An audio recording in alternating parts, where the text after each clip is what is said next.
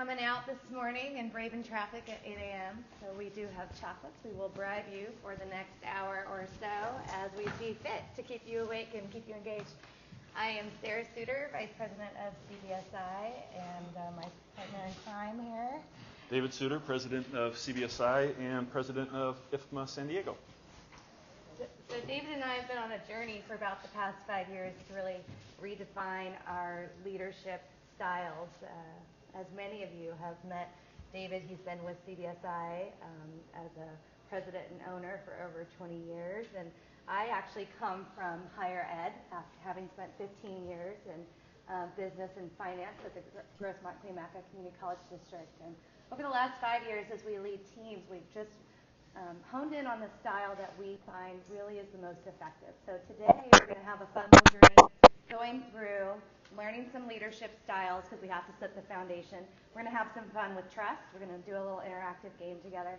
And then we're going to dive into navigating change with a cool technique we've been using at Mission Fed and some other organizations as they are relocating their headquarters. So, first things first, you will see there's chocolate and a rubber band. So you can think about all the uses you can do with a rubber band. So just if you want to holler out a couple of ideas that you think are good for a rubber band, we're going to just start out with a little bit of interactive. So anyone have any ideas early this morning? Motivating your children. What is that? Money? Blueprints. What was that? Blueprints. Holding together blueprints. Hair tie, slingshot, weapons of mass destruction, right? Really, it's the ultimate weapon. What's that? Make a rubber band ball. Rubber band ball. Mm-hmm. Those are all good. All good. Stopping. You know how you change your thoughts to snapping your wrist? Yep, snapping your wrist. So lots of different ways to use a rubber band. What's the common theme with a rubber band? It is rubber. What do you have to? What does a rubber band have to do to be effective or useful? Right. Has to stretch. Has to be stretched. Right. So today we're going to stretch you a little bit. We're going to get you out of your comfort zone, get you thinking about your thinking, really, is one of the tools that we're going to talk about today. And just really get you to have an open mind to what it is that you can do as a leader in your organization to navigate change. So some fun ways we have found: use rubber band. Keep your paintbrush out of the paint can. Paintbrush out of the paint can. Hold your the string for your tee. Now, this is before Bluetooth. This is original. The only problem with this is then you got this red mark across your forehead when you take it off. But it is effective. And for the high roller, the money. Yeah, you got like 20 credit cards and a dollar bill held together with a rubber band.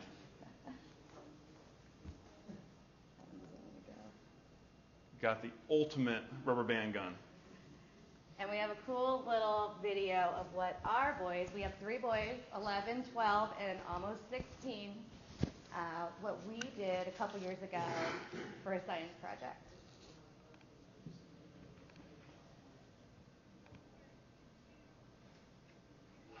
Look at the pressure this thing can take. It's not on the screen. What? Hold the phone. I think you need early for technology. It could fall off the table. My bad. Let the racks take. Maybe just one on each side. So this was how many rubber bands does it take to explode a watermelon? Oh my God. They were up to 400 at this point, and it was cracking and sweating. But safety first, with your motorcycle goggles, rubber banded behind your head.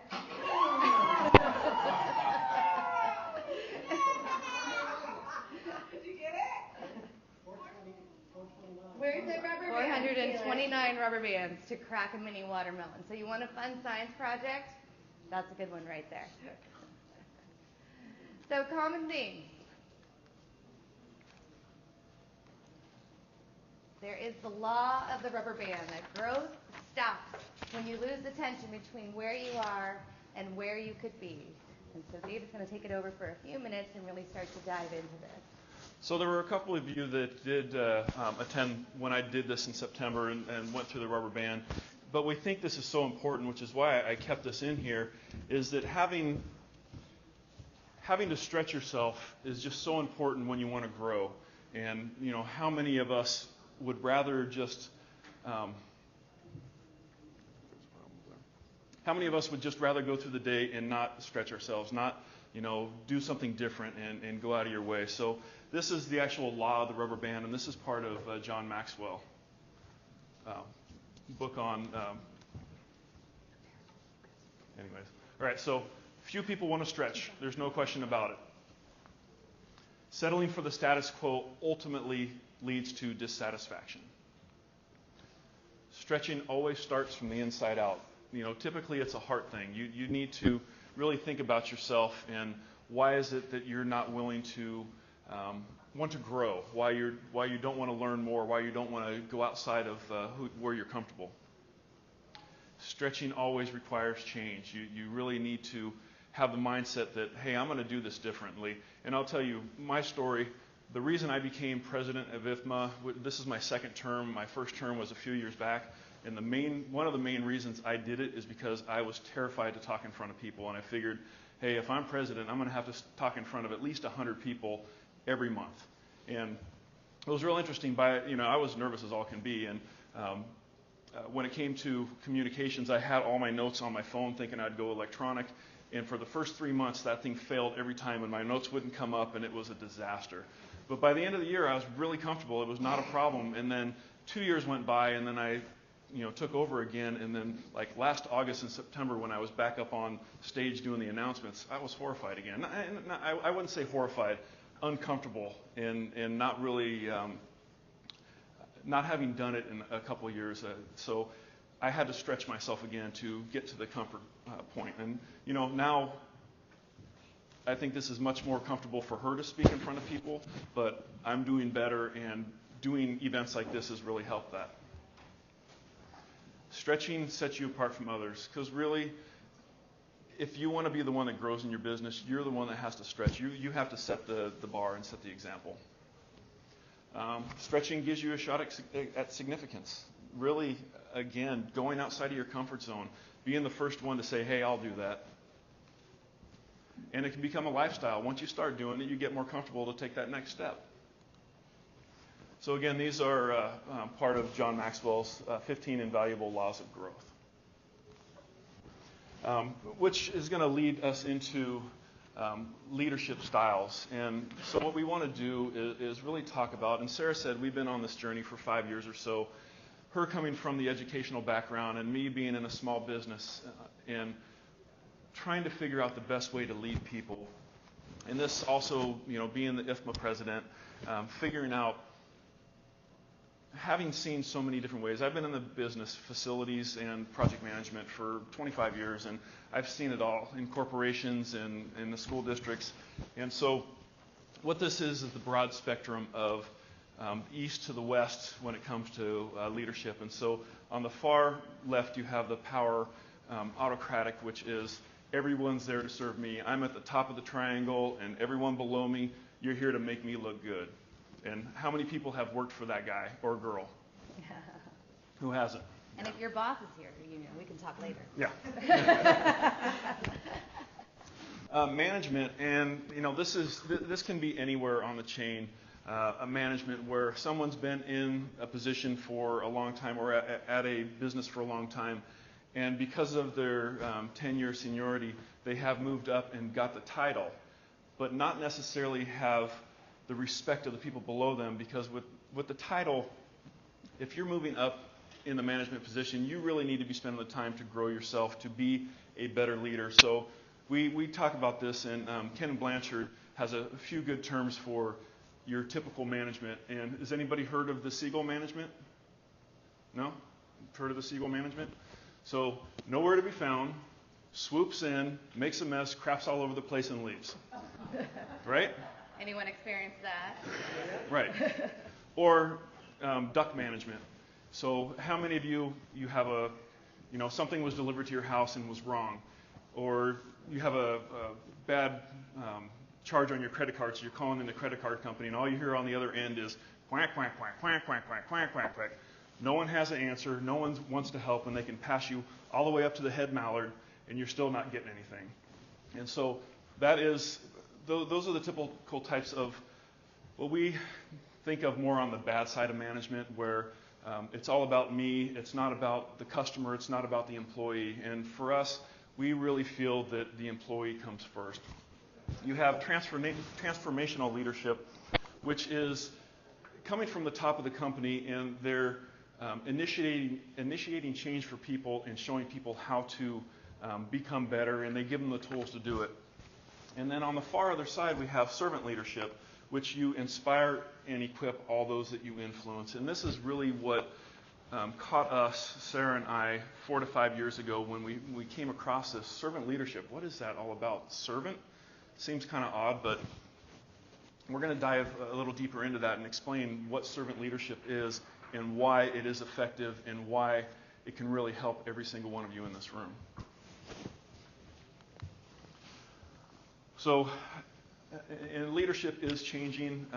And again, when I entered the business, 25 years ago, I think all that mostly was out there was the pyramid leadership with you serve me. And I worked for a managed healthcare company that took these two Viewridge court buildings right over here. And we had that. We had a power leader that everyone was there to serve him, and it was horrible. So just the old thinking and the new thinking, where employees are the biggest risk, and now really employees are your biggest asset. Top-down communication compared to open communication. We're going to talk about open communication and trust and why those things are important. Rigid working schedule, you got to be there 9 to 5. That's it. Where these days it's a lot more flexible. I mean, for our employees, most of them are salary, and they know that they need to get their job done, but there's no time clocks, and we trust them. There has to be trust in the organization. Work for the weekend, that's great. Oh, it's Friday, can't wait to get out of here. Or, wow, I really enjoyed my week. I love what I'm doing. Fear of failure, you're afraid that if you fail in what you're doing, that you're going to get in trouble for it, compared to fail often and fast, and be encouraged by your boss that, okay, you failed, what'd you learn from it, and how do we move on from this? So this is your typical power-reliant leader, flip the organization, and at the top, command and control, all about the leader. The employees are tools to get something done, and customers are challenges. Whereas on the servant leadership side, it's really up to the boss, whether it be the CEO, whether it be the manager. It doesn't matter where you are in the chain in the organization, but it's all about inspiring and equipping the people you work with, whether it be peers or someone that works for you, or you could inspire your boss. You never know. And it's all about the people. Again, the days of I just work 9 to 5 to have a job, and I still hear this. I hear this from, at the baseball field, other dads and moms out there just going, oh, I hate my job, and, I got to work 9 to 5, can't wait for the weekend. And it's like, oh, there's so much more to it, and it's really up to you. It's up to each person to stretch yourself and make that decision where, I want to work at a place where I'm inspired and where I can inspire others, where employees are resources and customers are valued allies. Because really, for us as a company that provides a service, our customers are definitely our valued allies, because who better to give a recommendation than the customers you already have? I mean, it's tough out there to get new customers, but if you have trust with the customers you have and they're willing to give a good recommendation to someone that might be interested in your services, I mean, what more could you ask for? So these are the 9 behaviors of servant leadership, and we're going to dig into them a little bit more. So with the serve first, and not everybody loves that word serve, but really, I think if people have a hard time with that serve first, it's a humility thing. And I think, you really need to think about Why is it that I don't feel comfortable serving people when you really should? In each encounter, she's definitely better at it than I am, but when we start in the morning, it's going to our employees, hey, how's it going? How was your weekend? How was your night? What can I do to make your job better today? And it's so simple. I mean, just instead of going into your office, going to your desk and going to work, but really engaging with the people and asking them, hey, what do you need that will make your job a little bit easier? Building trust. We're going to dive a little bit deeper into trust and why trust is so important between you and your employees and you and your customers, your peers, your boss. Live in your values. What are your values? Do you know what your values are? Do you know what your company's values are? Are you taught what those values are for your company, and do you follow them? Does your company really express what they are? If you look at the card on your table, this is the values, the core values for CBSI. Family first, relationships, excellence, and integrity. Listen to understand. This is a huge one. Do you talk more than you listen? When you're in a conversation, are you already prepping for what your answer is, or are you actually really listening to what the other person is saying? There's a big difference, and I would say that most everybody in this room, definitely including myself, is ready for that answer when you're in that conversation. And really try to maybe bite your tongue a little bit and really hear what the person is saying. And can you set aside distractions? One of the things that when I first saw that, think about your thinking and set aside distractions, is when we have our staff meetings, everybody put their phone down.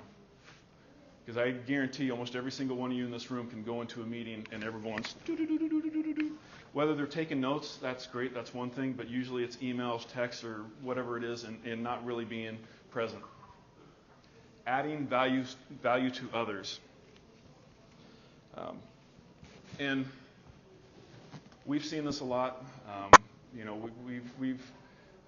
I'd say this is pretty normal, which is, do you consistently add value to others, or is it you that wants to take the credit? If your team did something awesome, are you looking for the credit to go, give that report that, hey, look what we did? Or are you going to think about that differently and really express how well your team did? Again, it's a humility thing. And demonstrating courage. And Sarah can speak into this a little bit as far as what she's dealt with in the past, but are you in an organization, or do you have a client that is questioning your integrity or wanting you to do things that are against your integrity? And do you have the courage to say, no, I absolutely won't do that? I'll tell you what, our employees know that if we're ever asked to do something that is beyond their moral values or the integrity of our company, it's a no. And I'm more than happy to have a conversation with that client if something like that were to come up, because you have to stand your line. And the other part of that, people are always watching. No matter what you're doing, people are always watching how you act and react. And I coached baseball this year. Our season's over. Didn't end as well as we wanted it to. That's a whole other story. But, you have 11 and 12-year-olds. There's some emotions going on in there. And when the kid strikes out and he throws his bat down or his helmet, and, the first thing I do is sit him down in the dugout and say, hey, not only was that embarrassing for yourself, but that was embarrassing for your whole team. And every person in that crowd and every person on that other team just looked at what you did. And I guarantee if you continue to act like this, when it comes to the end and All-Stars come up, there's a good chance you're not going to make it. And that same kid did not make it to All-Stars because that was his attitude the entire season. Play-wise, really good, but having that mentality and just that rage quit and not really thinking about what it looks like to the outside. So he was really upset, and it's really too bad. Increasing your influence. Do you do the right thing even though it might be unpopular? And then live in your transformation. And this is huge. If you have information, do you share it, or are you holding it back? Like, I don't want to give out that information because someone else might get one up on me. And if you need something, do you ask for it? Are you afraid in your organization to ask for help, to ask for whatever information because you're afraid that someone's going to think that you don't know what you're doing. Again, all these are so important about trust, about working together as a team, and just really putting yourself in a place, and you have to be the one that steps out to do it. Put yourself in a place where people know that they can trust you and they can be vulnerable with you, and the best way to do that is for you to be vulnerable with them.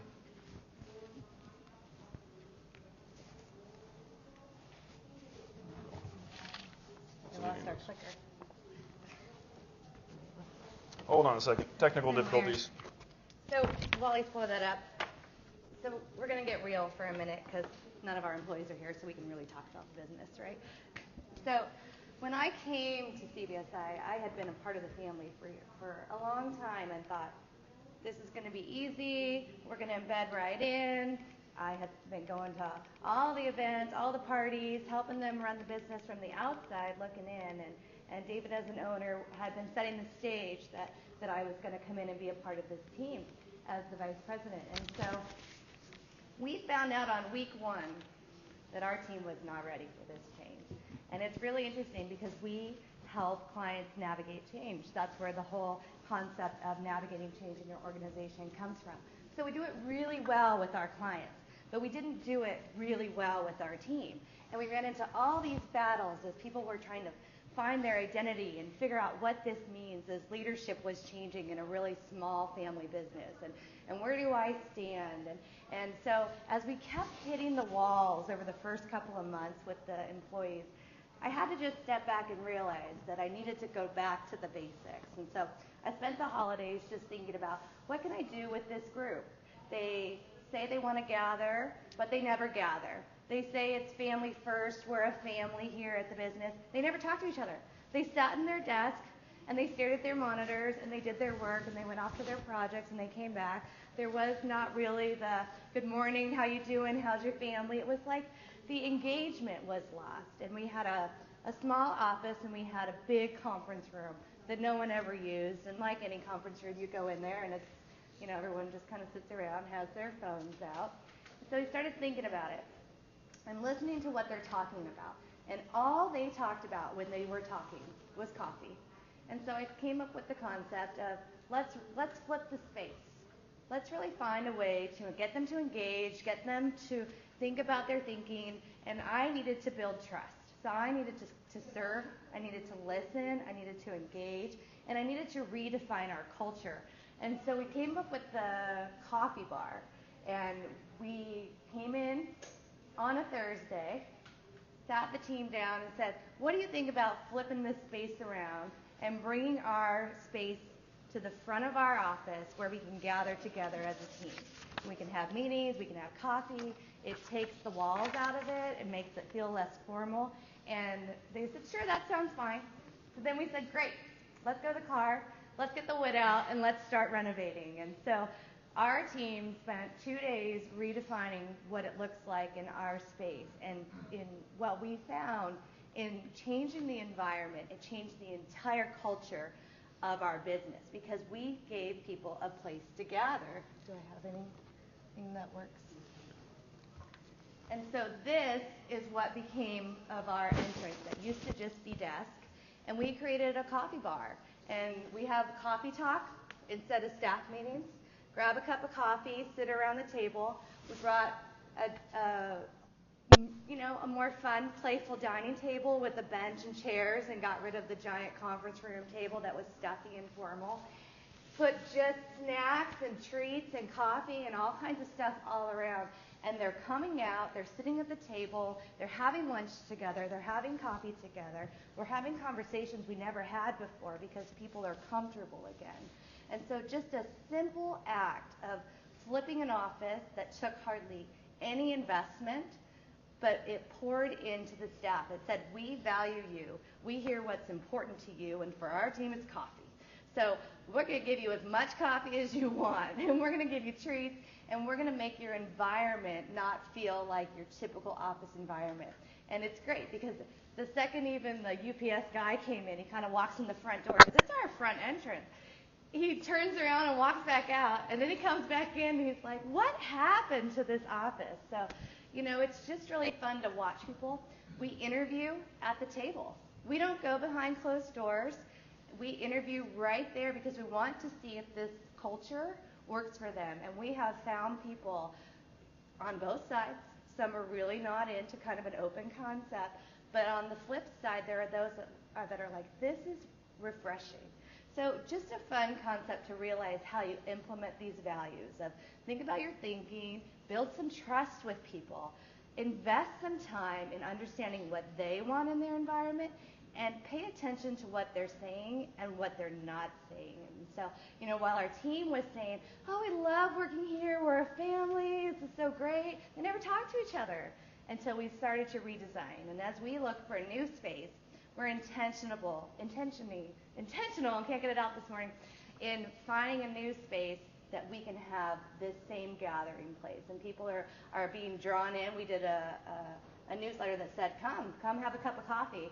And a couple of bankers showed up, and we didn't know what to do because people actually were coming to have a cup of coffee. And so it really was fun to watch the draw and the interest about it. And so even neighbors in the building are just coming over and grabbing a cup of coffee and coming in and saying hi. And isn't that what it should be about, where you can come into your environment, be a little more casual, be a little more relaxed, because you're doing really important work.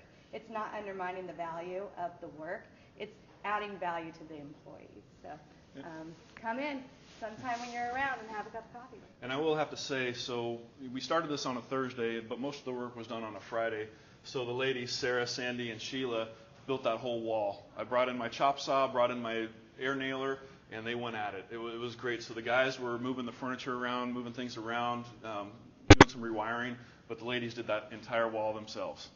And the guys were fun. They came in and did their facility manager stuff. We need to have a safety meeting. Are you wearing your goggles? And then they would come in and go, Don't you think it should look like this? We're like, nope. And they walk away, and then they come back, Don't you think it should look like that? It's fun to watch the playfulness of what happens when you flip the script on people, because we are, most of us, in a business where we are constantly serving others. We are there fixing problems, finding solutions for issues, whether you're in facilities or a professional environment. You're all doing the same thing that we're doing. So building trust. We're going to dive a little bit deeper into what it means to build trust. And so you ask yourself, are you trustworthy? And are you willing to extend trust to others? And trust creates confidence. I mean, if you think about it, if you're in a situation, let me ask you this. I'll do a little interactive. How many people can say they trust their boss? Okay. Half-ish. Thank you, Karen. How many of you trust management? When you think about who's above your boss. It drops quickly, right? And do you trust your coworkers? Right. You trust your coworkers, yeah. Right? It's good. It's good. So think about that. Think about if you could say, I trust my boss, I trust my peers, I trust the team that works under me, the team that I work for.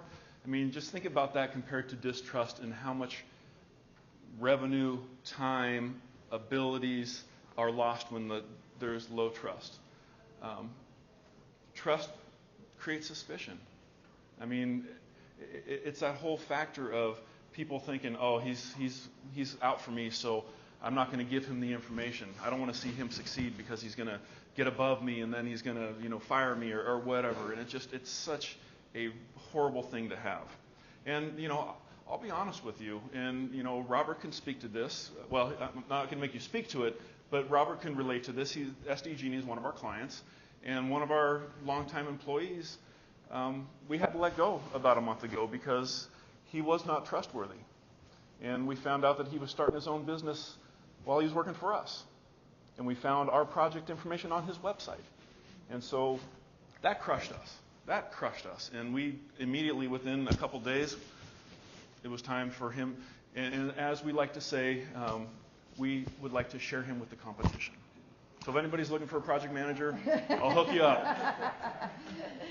So it was really too bad. I mean, took a while for us, and fortunately we had another great PM that was ready to jump in and manage the projects that he was managing.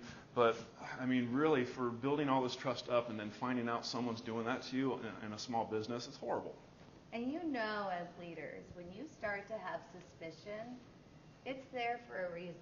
You have to start to dive into that. You have to engage. It's easy when we started having suspicion to go, no, it's too risky. This is a very large client. We can't really dive into that because we don't want to unravel that. So it's easier to kind of go, well, we think maybe something's not right, but we'll deal with it later. And dealing with it later can have huge consequences for your organization because it can take you years to unravel what 1 or 2 extra months of a bad employee will do to your organization. So the other thing, and there's statistics that Sarah has on this, but people typically don't leave companies, they leave leaders. And they leave leaders because they don't feel like they're trusted, they don't feel comfortable in the situation. And there's a lot of different reasons for that, but really it comes down to trust. And lack of trust is the primary factor of departures. And it's really too bad that us as leaders, and again, you can be a leader in any position you're in, whether you have the title or not. You are part of a team, and you can be the team leader by helping your peers grow and interact with them because you're extending trust. So Stephen M.R. Covey has this trust tax and trust dividend. So when trust goes down, speed goes down and the costs go up. That's the trust tax. And then you have the trust dividend when trust goes up, speed goes up, and cost goes down. I mean, so simple, but so utterly important. So how do we build trust? What is it that we need to do to help build trust for our company, our team, our organization, for our clients? And one of the other things that Stephen M.R. Covey says in his book is, you can't talk yourself out of a problem you behaved yourself into. If you got yourself into a problem because of trust issues, some things you did, and our employee tried to speak his way out of the whole thing, but it was beyond that point. I mean, it was just beyond that point. So you can't talk yourself out of what you got yourself into. Yeah. So these are some of the behaviors that build trust. Talking straight. Again, have a conversation with somebody and be vulnerable. Tell them what the issues are. Tell them maybe it's the things that you need to be successful. Demonstrate respect in everything you do. Demonstrate respect. Create transparency. And the best way to do that is for you to be transparent about something. Again, SD Gene is a big client of ours.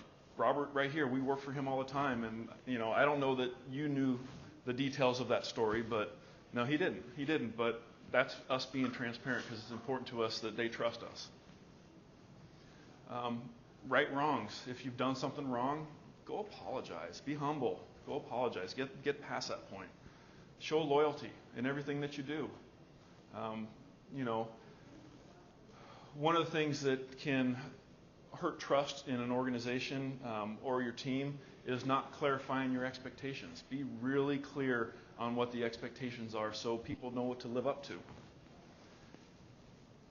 Listen first. Again, how many of us want to think we have the solution and want to talk over everyone to get that solution out when, hey, their solution might be better. We just need to sit back a little bit and listen to it. And again, please extend that trust. So we're going to have a little fun for about 10 minutes. So we need you to pair up with someone you don't really know. So if you work together, it's not going to work. So just mix it up for a second. Everybody cross around.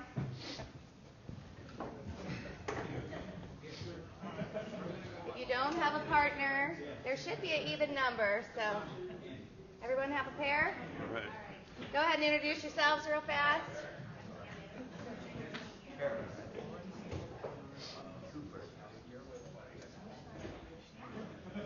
Okay, you two know each other. All right. That's fine. We don't really know each other. Okay. Well, this So now I want you will. you to think about the person next to you. You don't know them too well, hopefully. And think of to yourself on a number of 1 to 10, with 10 being the highest extension of trust, and 1 being, I don't trust you at all. To yourself, where do you think they land right now before we start? So just have a number in your head of where you think you trust this person. Keep it to yourself. And keep it to yourself.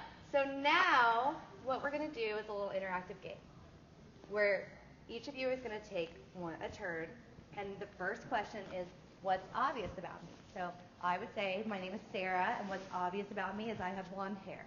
And that's it. Nothing else. Don't say anything else. Don't dialogue after, and the other person go, and then turn back around. So go ahead and go.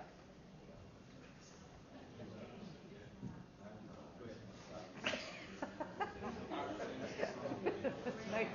Awkward. All right. All right. Good? Everyone got the obvious. All right. So, what's not obvious about me? So, my name is Sarah, and what's not obvious about me is I have 3 boys who are almost all taller than me already. So, what?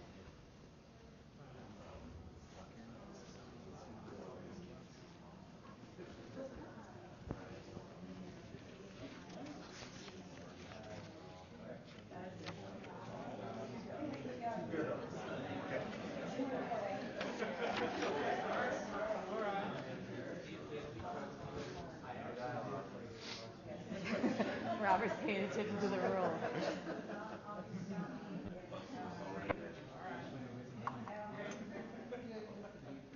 Okay.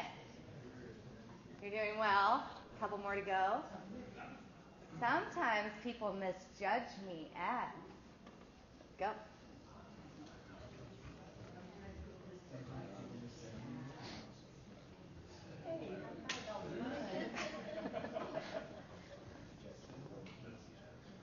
A little less dialogue now, huh? Keep it short.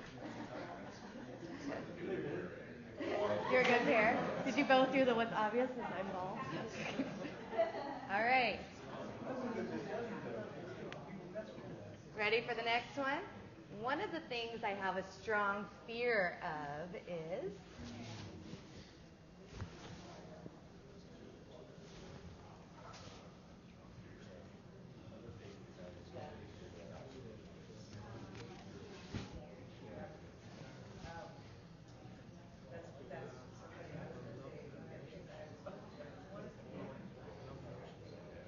it's getting quieter as you get real, right? Yeah.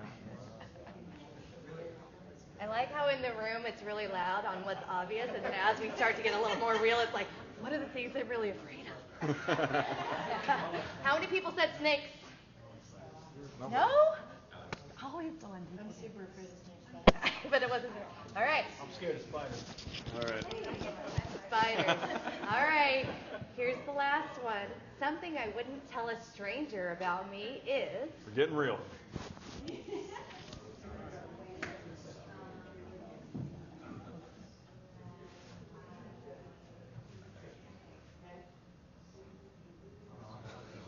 I wish I could take a picture of their faces like. Let's see. Get people to stand up.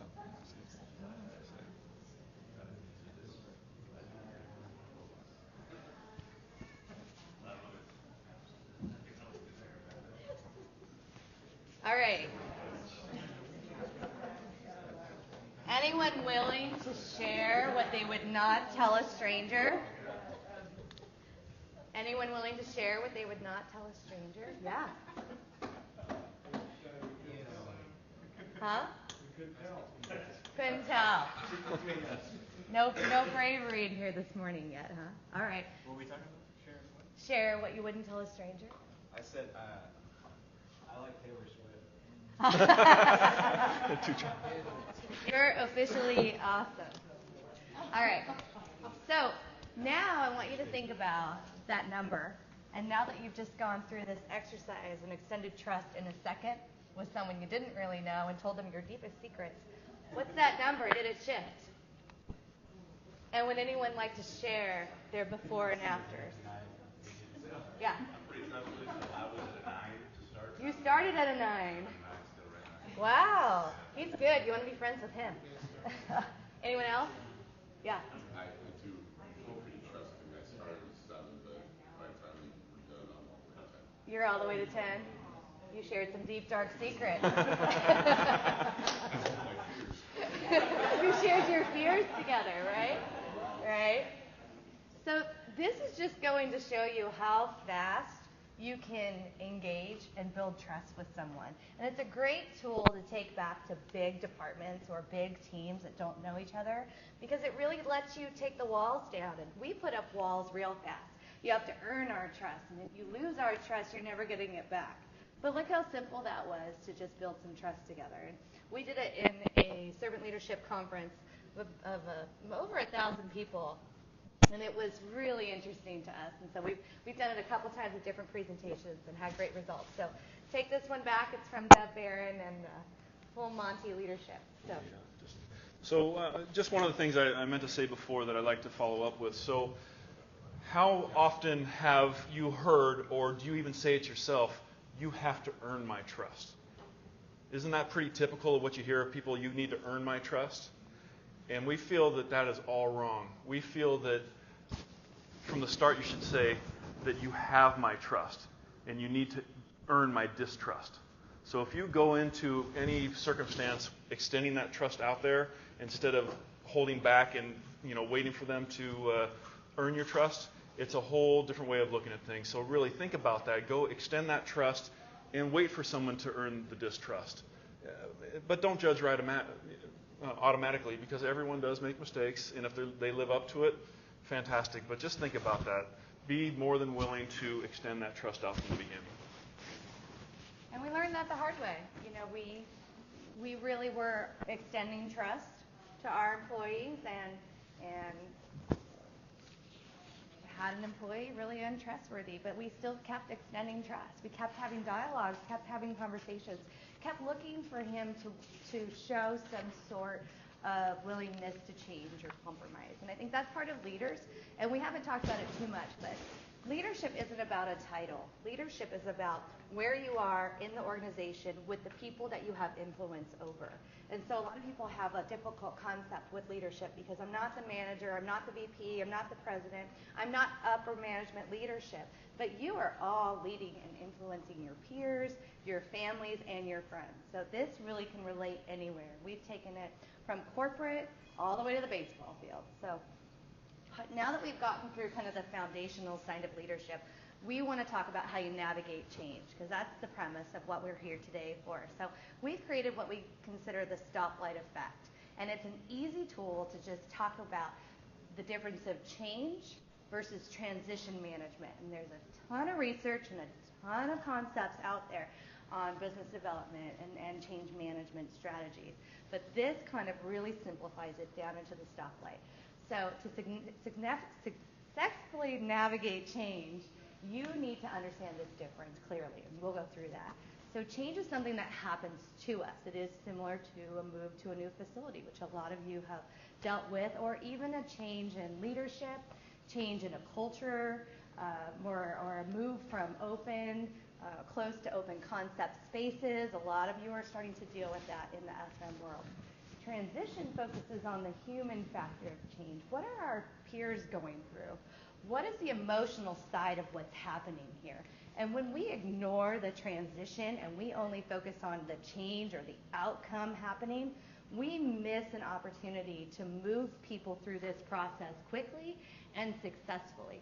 A lot of times we are just basically saying, we're closing the doors here, we're opening up over here, we have great amenities, you're going to love it. And we forget the impact happening to all those people along the way. That's the transition. So we like to think about people on 3 different phases of the transition. You're either at stop. I am not ready for this change to happen. And these are individuals struggling with the change. They're often on red, as if this to them is a loss or an ending. This could be that their identity is in whatever it is that they feel like they're losing. Maybe it is in the physical space. Maybe it is that they have childcare around the facility and we're moving across town. Maybe it is that I like my office and now I'm going to this open concept and I don't know that that works for me. I'm losing what I feel is my identity. And so I'm going to sit on red for a while. So here's a couple of those examples that I just talked about. This is where your emotional shift and how you're coping with the change is really starting to come into play.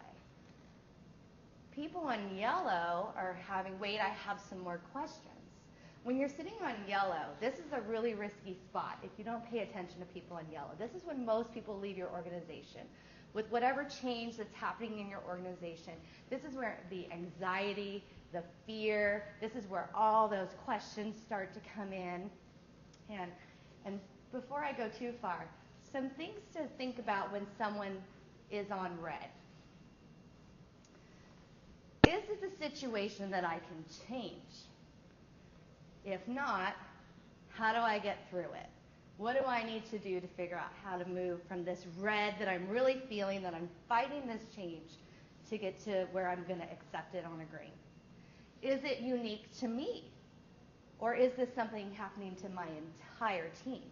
If it's just unique, if Robert is getting yanked out of his office and thrown over here into an open concept space, he's going to have a different reaction than if the whole office is coming and changing to open space. It's easier to transition when it's a large group that it's impacting versus an individual. The individual will feel very isolated, and most likely, if it's not managed carefully, will leave your organization. And the cost to replace an employee, as we all know, is twice that you're currently paying that employee for time and investment.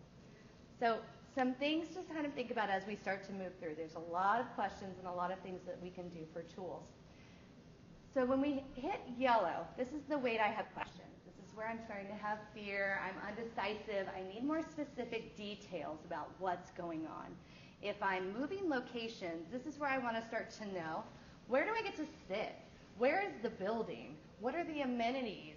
Are there any restaurants? How long is it going to take me to get there? These are really, important questions for our employees. If we don't think about it, and we just move to this is great, you're going to love it, we're going to lose them along this path. One of the things that we have seen, because one of the services we do is we do move management. And one of the things that we've seen with clients is that the management that we are working directly with has been in this moving process, this building, this new location process for, it could be a year or more. But the employees haven't. So in the leader's mind, I'm ready for this, we've been planning this, but if that information is not shared all the way down, this is where you automatically make your reds and your yellows because you have not been open, you have not communicated with your people of what's going on. So that's something to be mindful of. That's the whole transition.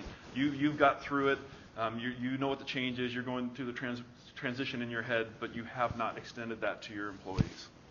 Right. So people on red, like we talked about, are confused, uncertain, they're impatient if they feel left in the dark, and that's where David's talking about. This is where you're having open, honest communication. If you have information, are you sharing it?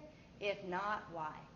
So a lot of times what happens in a move situation, as an example, is that we may know where people are moving to, but we don't want to tell them yet because we don't want them to worry about who they're sitting next to. Well, what do you think they're doing anyway? They're worried because they don't know who they're going to be sitting next to. So can we navigate that by just pulling the Band-Aid off and saying, I'm going to sit next to Robert, and Robert's going to sit next to me, and now we have 2 months to figure out if we like each other. But either way, we're sitting next to each other. So is there a difference of waiting until move day to say, here's your buddy, you and Robert are going to sit next to each other? Now you could throw them from being okay with it back to red in a second. So open communication throughout change, whether it's leadership change, whether it's cultural change, whether it's a physical change in your environment, is so important to get the anxiety level down. You have to be honest with people. You have to communicate with people. This is such a prime example in higher ed. We are a power model in education, and all information sits at the top until we feel like we want to share it with any of our students or any of our employees. And this creates a negative work environment for a lot of people, and this is why people will leave a lot of educational institutions, because you feel like you are always left in the dark. You will have bins rolling in, and you know you're moving somewhere, and no one's going to tell you when that move day really is. It's coming. So it's really an interesting dynamic, and it's what we spend a lot of times trying to train businesses to understand now, that this part of navigating the change means you know the information, you share the information, so we can step them through this process rather than blindside them and then wonder why they're impatient and frustrated and having a hard time. And I think you can give another example of the rollout of the purchasing system at the college too, on being left in the dark and not getting that information. Yeah, education has just a lot of fun things that go on with it. But, they have a whole finance system that they decided to roll out and built it for years behind the scenes. And then they decided we're going to roll it out in a day and we're going to make people use it.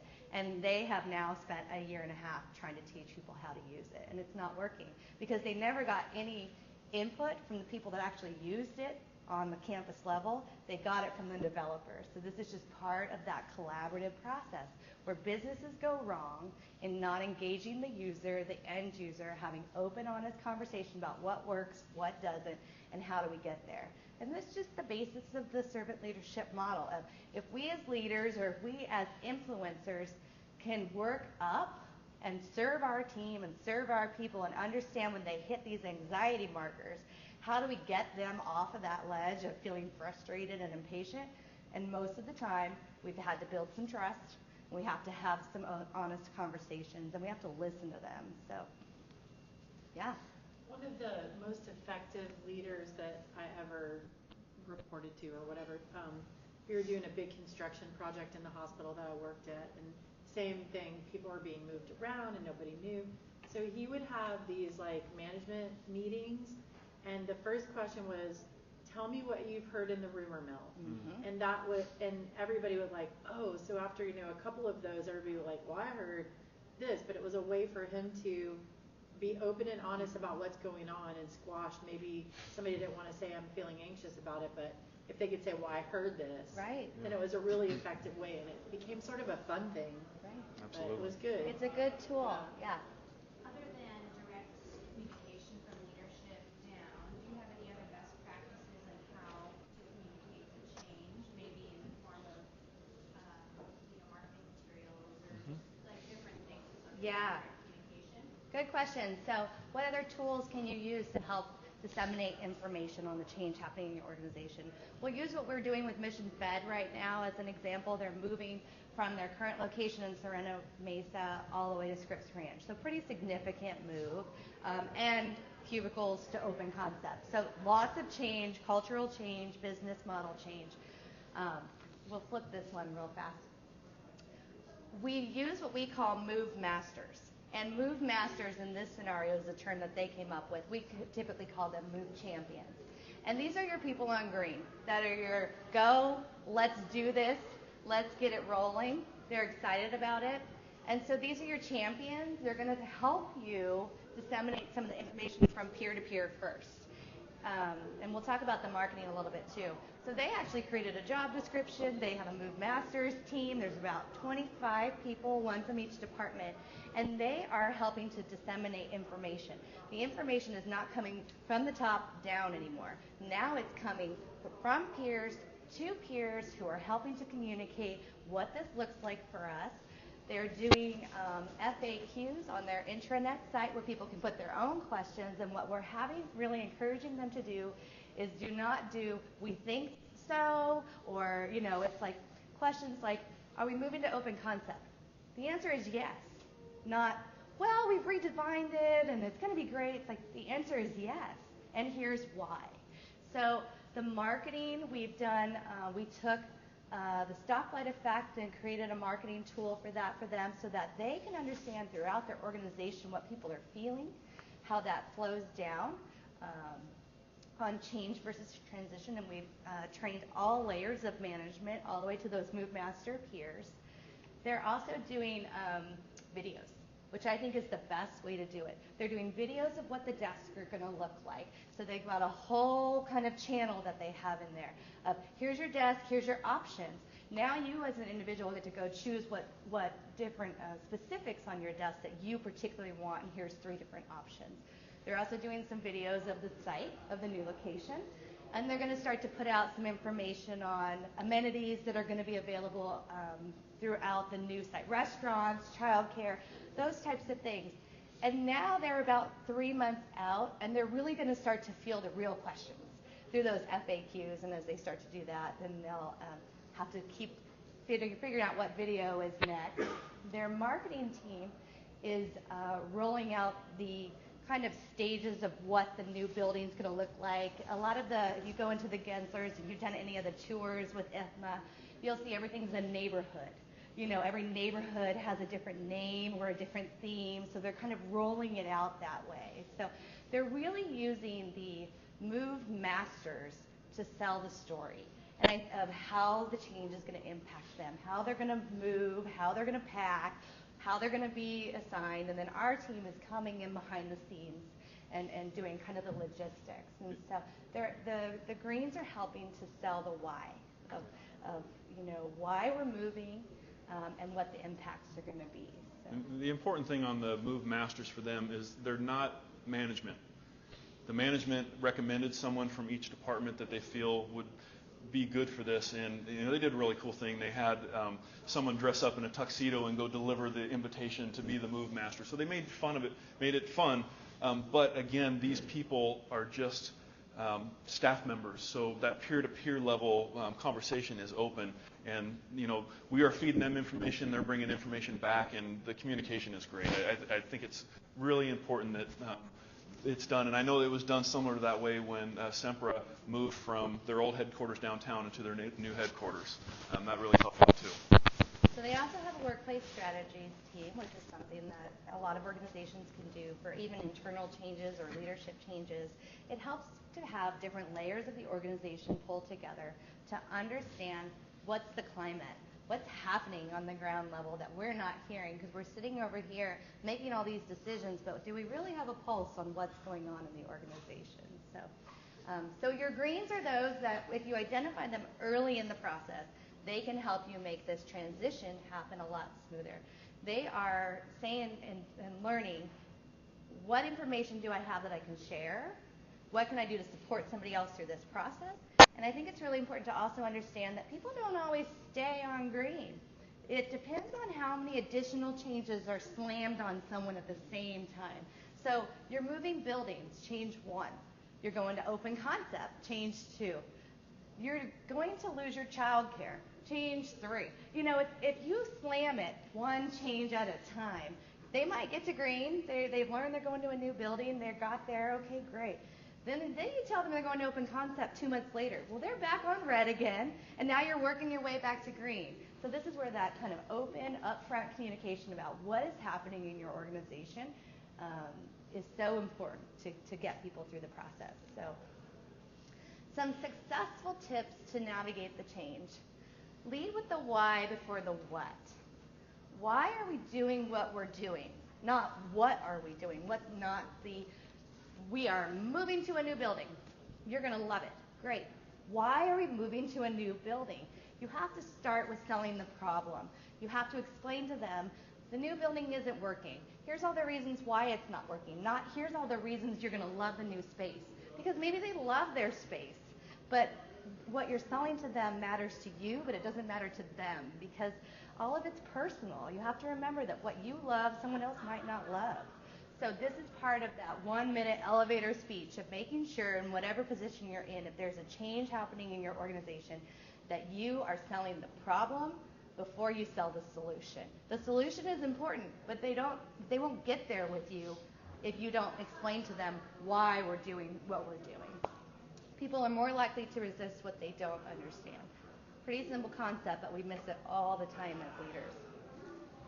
Communicate in real time. We've kind of driven this one in, but it helps you kind of with that rumor mill you're talking about, and it helps to reduce anxiety. The FAQs are great. People can kind of put things on there, but really where your conversations are happening are around the coffee bar or in the cubicles or out at lunch. That's where the Move Masters are fun because they really have a pulse on what's going on. And the Move Masters have no authority to make any changes to what's happening. All they're doing is disseminating information and helping to make sure that if there's a big question that seems to be a common theme, that the strategies team knows about it so they can address it. Understand that transition takes time, and people move through it at their own pace. David talked about it a little bit, but a lot of times in our roles, we know about something a year or two in advance if it's a big change in the organization, or even if someone's getting let go, a big leadership change, we know about it a lot of times as leaders or managers, or facility managers especially, as you know that something big is going to change. So we've processed ourselves through this. We've been talking about it. We've been dialoguing about it for probably way too long, and now we're finally in it. And we're wondering why everyone else isn't on board. Well, we've just dropped the bomb on them, and they need time to now move through the phases. So we have to really be mindful of the fact that we moved through it because we've been working on it for a long time, but our teams have not had the information we've had, and now we almost need to start over. We have to really sell that problem a little bit. So. All right, so lead where you are. Again, leadership has nothing to do with a position or a title. You can lead exactly in the position you're at. And by doing that, influencing those around you, be the positive one with those around you. Extend that trust. Stand your ground when your integrity or your morals are being tested. People are always watching. I'm telling you, it is so important. And, again, whether it be a kid on the baseball field or how you interact, say you're going to a social hour in an organization you're in, like IFMA, you're at a Leverage Your Beverage, and you decide to put down 6-8 beers and you act like a fool. People are watching, and if the person you're trying to get a job with sees how you are in those times, I guarantee they're going to be hesitant on hiring you. So people are always watching what you're doing. And again, people are your most valuable resource, and spending the time to really get to know who they are, what they want, what drives them. One of the things that Sarah did when she came in was really talk to each one of the employees to understand what they do for us and what their passion is. And we made some shifts. We made some shifts on some of people's responsibilities because they were passionate about doing this, but they were actually doing this, and really asking those questions. And same thing for you. If there's something you're passionate about, try to figure out how to do that thing. And when you hold people back, you diminish their true potential. It's so important. If you never want to hold anyone back that you are working with or that works for you because you're afraid that they're going to take your job. Let them take your job. If they're more qualified for it, maybe they'll do a better job than you are. I mean, it's humility. Is it hard? Absolutely. But that just shows you need to stretch and grow a little bit too. Putting the right people in the right place, doing the right thing. I just spoke on that. And this is a good statistic. Craig Groeschel, he's a great leadership speaker, and this is one of the things that he always talks about. If someone can do it 60% as good as you, but they have momentum, let them own it, and they'll probably end up doing it 120% better than you can, that you ever could. So important. Be a constant learner. It doesn't matter what your title is, how long you've been doing what you're doing. Continue to learn. I learn something new every day. I tried to read books. It's a little difficult now, but audiobooks, audible.com is great because they'll read the books to you while you're driving. It works out wonderfully. Try to learn more things. Just going through this whole navigating change and even preparing for speaking of these, there's several books that we have gone through that have given us more facts on that. So don't think you always know it. Guarantee you don't. There's always something new to learn, and you could have read 6 books on it, but that 7th book might be someone with a different angle that is the one that clicks for you. So just some great quotes. Art Barter, how you get the results is more important than the results themselves. Again, it's about the people.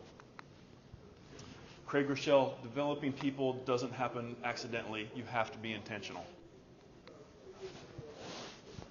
As a leader, you have the ability to lift up or tear down. So important. And if serving is below you, then leading is beyond you. Guaranteed. So that is it. This is a little bit more information about us. We have some blogs and some information that Sarah has done on our website. So we will open it up for questions, some more interaction if you guys have any questions. No? That's it, huh? Everyone's ready to go. Was this helpful? Is this something that you guys feel helpful? Like I said, we do have the one-page kind of flyer we put together on the stoplight. If that's something you're interested in, we can email that out to you guys. It summarizes it a little bit together if it's something you feel is valuable in your organization. And really, we just want to give you tools today that you can take back, that you can implement. And what we like to always say is just start somewhere. Start with one thing, and maybe it's just building trust with people today. Putting your walls down. Look how quickly you did it with someone you didn't really know and told them your deepest, darkest secrets, and now you have a new best friend. You just never know what it's going to come down to, but I think it's just motivation. Do you have a strategy if you're looking for a company that isn't embracing those type of ideas, and how you can kind of present that information without, telling them they're wrong or something? You know what I mean? Like, Yeah. a tactful way. Yeah. I really had to do this at the college district. I was running the foundation for the Grossmont-Clearmouth Community College District, and so a layer inside of a very large organization. So I had about 150 employees, and I started with my team, and it started with the simple concepts of teaching them the styles of servant leadership. We would bring out a speaker on servant leadership, and we started with 150 people that started a movement that other people were starting to see an impact on. So it's part of that lead where you are concept that you can start in your core group, and you can say that we're going to have values, we're going to have ethics, we're going to have integrity, and that's a little bit of what David was talking about, is that we had a leader in our organization who did not align with this at all. He would fire anyone that challenged him in a second. But our group had to battle him a lot on what was right with fiscal, what was right with ethics, what was right with managing a large staff, and that you couldn't do things the way you were doing things. And so part of that demonstrating courage meant that I had to go stand that line, because I had presented this and trained my team on this, and say, we will not do this, knowing that I could get fired, and that was a risk we were willing to take. But we had said to our team, this is important. This is how you lead people successfully and make them want to stay with you. So we stood that line on our values and our ethics and our team and our core group. And for us, it turned out that he backed off, because he could see that we as a group were rallying together on a core value that every organization should have, but that he didn't necessarily have. But what it did is it creates a bond in the team, and you start with that group, and then that group starts to invest in other groups, and that's part of that funnel model, that you just start where you are, because it can feel big and grand, and how do I change my organization? You can't. You can change your department, and then those people start going out. So some other little things we started to do as a team is we started having fun little treats, and if somebody did something in another department that we really appreciated, we'd have it like a "You're Awesome" cup and filled full of candy with a little note that says, "We think you're great today. Thanks for everything you do." And we would intentionally pick the person that no one got along with. And we started building relationships, because now that person who was very, very difficult, who happened to run a purchasing department, now is our best friend, because it was a little gesture of kindness. So start small, watch the impact, and as you start impacting people, you'll start to want to do it more. Then your team will start to do it more, and then other people will start to see what you're doing, and then it starts to grow. So it's just modeling that behavior. Yeah, and then this card right here, these are the 9 behaviors of servant leadership. If you go to the Servant Leadership Institute website and just search for it, they're in Carlsbad. You can download this, and there are, it says all of them, and, build trust. Are you trustworthy? Are you willing to extend trust to others? And having these things to remind yourself of what to do, or to be able to pass them out. You can, it's a PDF. You can email it to your coworkers. But there's a lot of resources on that website, and they have a great convention. They have a conference. They'll come out to your organization. We've had them come out to our organization at the college district. They cross all lines, and so it really is it's a good tool. It's a good resource. We also, with all of our new employees, they get a book, The Art of Servant Leadership, and we put it in kind of a fun welcome basket, so they realize that we really live and breathe this culture. But for your groups, I would say pick one value, and maybe challenge your group over the next couple of months to really live that value. Are we going to listen to understand, okay, this is as a team, this is our goal this month, is to actually listen to understand, to pay attention, put our phones down, and be mindful. So simple tricks. Don't try to change the whole organization. Start where you are. and then watch the impact. Yeah, I mean, I'd like to know more what CBSI does, because you mentioned a little bit, but I don't really. Yeah, we didn't really start with that. So CBSI, we are a construction project management and relocation planning company. Okay. Been in business in San Diego 30 years. My father started it back in '86, and I joined him in 1998. And so I'm going on 20 years there. And Sarah joined us last year. So we do projects with SDG&E. We do a lot of projects with the community college districts, municipalities, corporations. So that's in a nutshell. Okay, thanks. I appreciate that. Well, thanks, everybody. We really appreciate you taking the time. Thank you. Thank you. Take your chocolates, enjoy your day, and if you have any questions, feel free to come on up.